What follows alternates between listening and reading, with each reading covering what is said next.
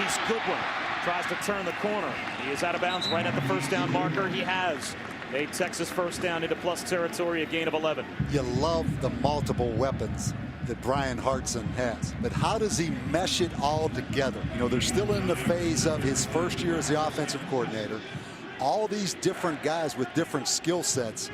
If they can get all this together and execute, they have a chance to be a really good football team by the end of this year. I mean, there's a lot of speed, a lot of playmakers. It's just, can you be consistent with this many different packages of offense? And they'll run the option. Ash nowhere to pitch it.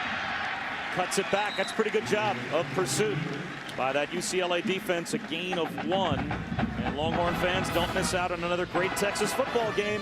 The Longhorns will take on Kansas only on the Longhorn Network, October 29th. Raise your horns and call your TV service provider today to let them know that you want the Longhorn Network. I can't emphasize enough how difficult it is on a play caller to shuffle guys in and out. Now a different quarterback, Case McCoy, in a different mindset, a different set of plays that he can execute. A lot of moving parts. He gives it to Whitaker, and that one didn't fool UCLA a bit. Cassius Marsh, the sophomore defensive tackle, was there to make the stop. So now it's 3rd down and close to 10. Yeah, you're always tempted, like Rick Neuheisel right here, to call timeout. I know maybe that sounds crazy, but 3rd and 10, 2 minutes and 21 seconds left. If you're Texas, you're going to let this clock run all the way down the 40-second clock. That's not a bad time to call timeout. Show some confidence in your defense and don't let all that clock run, because you can stop the clock a lot better on offense than you can defense. Or do you let Case McCoy manage the game here or try and make a play on 3rd and 10? UCLA shows blitz, and they might have induced a false start.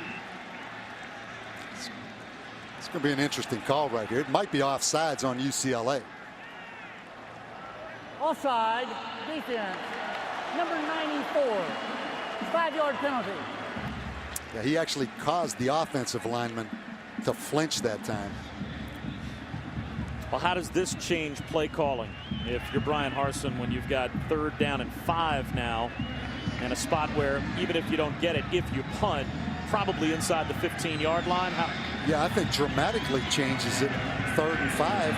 Also, you think about which quarterback do you want to put in. You go with Ash now because it's a potential quarterback rundown. But that's the mindset. That's all the things he has to think as he makes this call.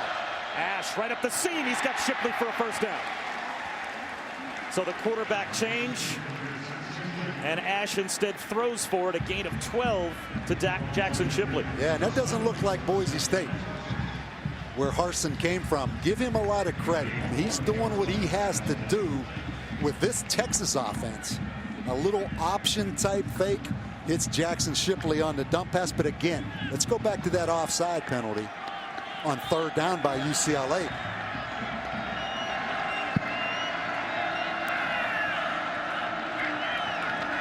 To McCoy at quarterback, wants to set up the screen, and that one is snuffed out by UCLA. A loss of 2. Sean Westgate was there on Brown to make the stop. Cassius Marsh as well, and that will stop the clock with 1:24 to go here in the first half as Texas calls a timeout. Yeah, it's easy to keep track of those turnovers and say UCLA's had 3 turnovers. Obviously has hurt them, 3 interceptions, but also some costly penalties. You know, it's not always the number of penalties, it's when the penalties occur. They had a big hold on the kickoff return. They just had that offsides right there on 3rd and long, which they probably would have had possession of the ball back.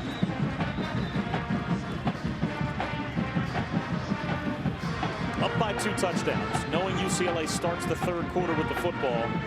If you're Mack Brown, just from a strategic standpoint, and I guess Harsin from an Applewhite from a play calling standpoint as well, how much of this is making sure that you finish the first half with the football, even if it only means getting 3, or how aggressive are you going for the home run, knowing that you could be back up by 3 touchdowns? Yeah, and doing it with quarterbacks you haven't seen in these situations specifically before. A lot of answers, a lot of questions right now if you're calling those plays for Texas.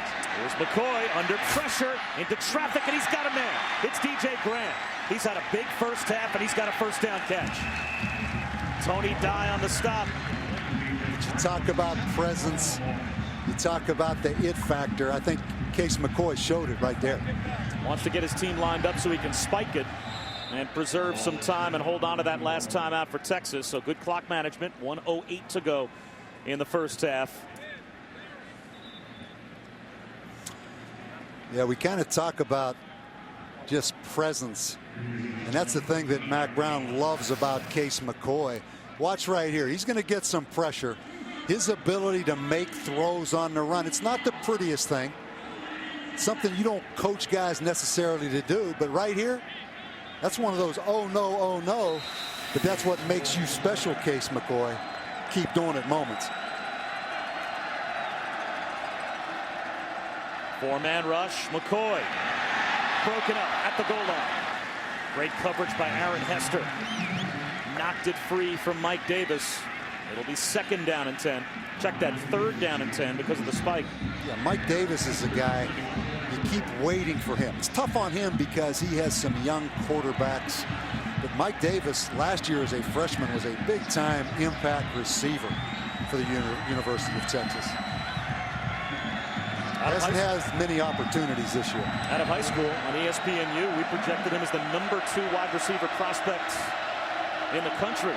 9th play of the drive here, 3rd down and 10. McCoy flips it left, wide open is Davis. He's got a 1st down. He picks up a block. That'll draw a flag. Davis is out of bounds inside the 5-yard line. Texas is celebrating the block. Andrew Abbott hit hard by Goodwin, and the moment that the block came out, a flag came as well. Yeah, Marcus Goodwin, you're going to see him up here at the top. The track guy turns into a blocker. Personal foul. Offense. The question. Number 84. Illegal contact above the shoulders. 15-yard penalty. 3rd down. I think it's a good call. I mean, to me, that's the definition of helmet to helmet. He knocked his helmet off. This is scary, and Andrew Abbott really shaken up as we take another look. And this one worth looking at full speed because the violence of this hit and the blindside nature of it draws the personal foul. Andrew Abbott, a former walk-on junior from Long Beach, looks like he's sitting up. Let's take a look.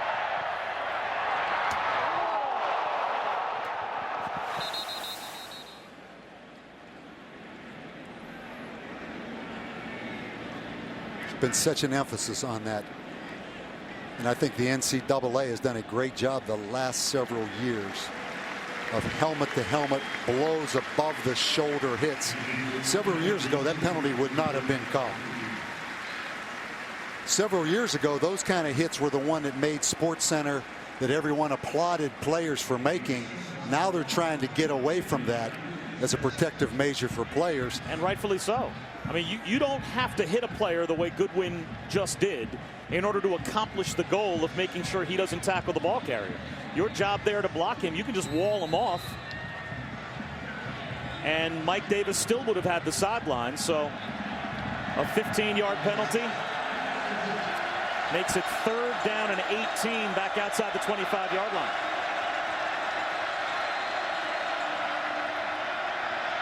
McCoy under pressure. The pocket starts to collapse. How long can he extend this play? All the way back to his own 40-yard line. And he finds Davis. Davis inside the 5. 1st and goal, Texas, as Case McCoy just kept that play alive.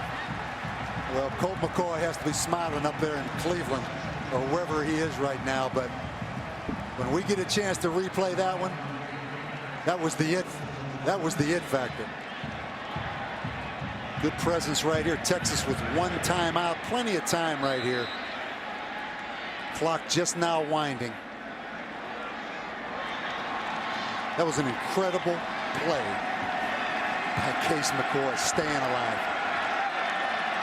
Cody Johnson is the I-back. 25 seconds to go in the half. Play action. Flags down. Wide open. It's a touchdown. It'll be the 2nd first half touchdown for DJ Grant if the play stands. Offside, defense, number 56. The penalties declined. The result of the play, touchdown.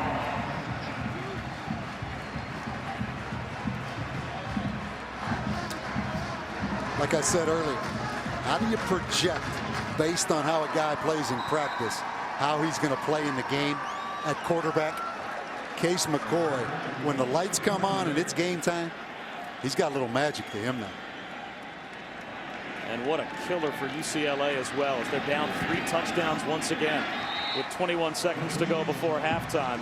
After the personal foul penalty and Marquise Goodwin, you've got them backed up in 3rd down and 18. Yeah, and I think you still end up giving up the first down on the McCoy screen. Yeah, it's the all 22, but just watch the quarterback. I mean, this is self-explanatory right here.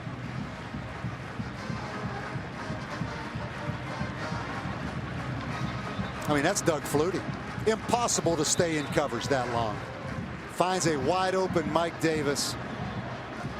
Then they punch it in for the touchdown.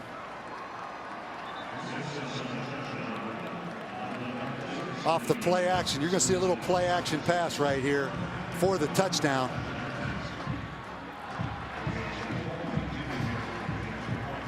It's a heck of a play. You said it.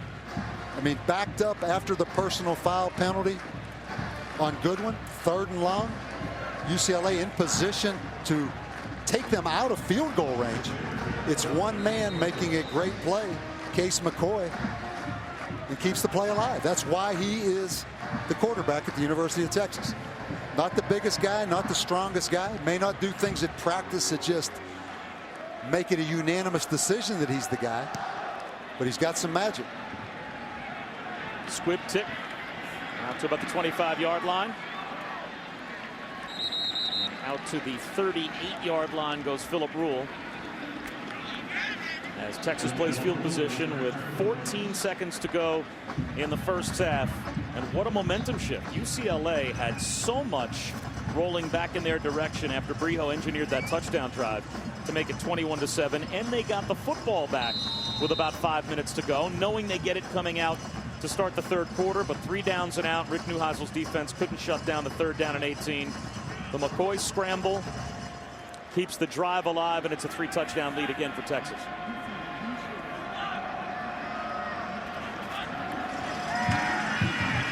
Brijo up the middle. Rosario can't hold on. That went right through his hands.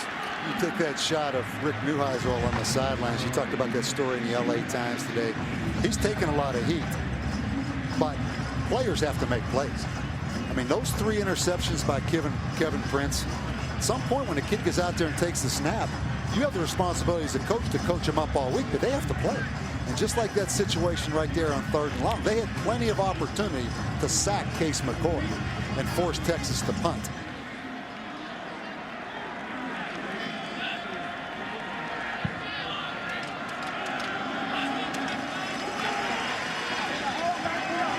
Again for Rosario. He's got it out of bounds inside the 35 at the 34-yard line with 3 seconds to go in the first half. Now, do you try a long field goal on the last play of the first half when you know you don't have your first string kicker? Jeff Locke is the punter, and he has attempted a couple of,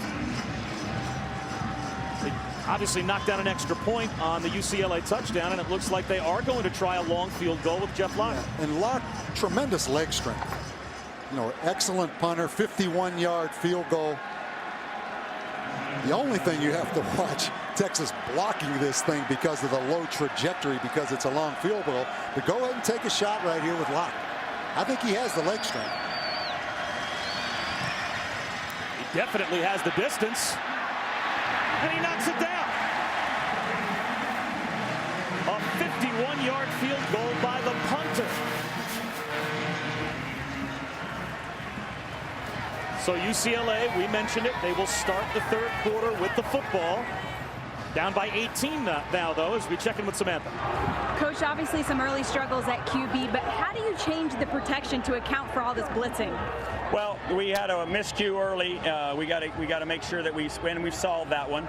But I think we've got some answers. We're going to come back and play. We've kind of got some rhythm now. The 3 points at the end gives us a little momentum. We get the ball in the second half. We got to make this a game. As you go into half